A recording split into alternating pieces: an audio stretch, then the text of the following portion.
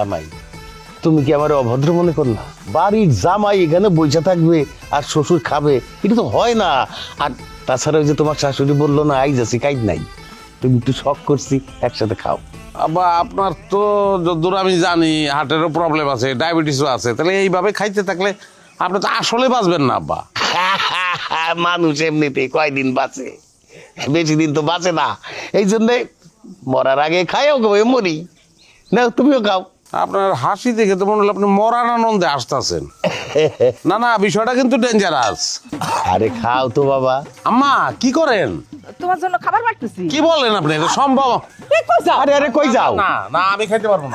আরে করে কি? এই এই এই জামাই, জামাই মানুষ তো মনে হয় একটু লজ্জা পাইতেছে মা, একবার খাইছে না এই জন্য খাইতে লজ্জা পাই। এই জায়গায় কিন্তু আমি পিঠা খাবো না। কে পিঠা খাবো না কেন? আম্মা গান খাই, পিঠা পরে। কষ্ট করে পিঠা বানাইছি, পিঠা খাবো না। বুয়া পিঠা কয় কেন সিহিতে বানান কয় কেন সিহিতে কি খাও খাও। আরে আরে খাও। আচ্ছা না। এটা না বাবা। হাট থাকি ও ঘরে যায় খাইবো। বেলাইতে খাও যাও। হাট থাকি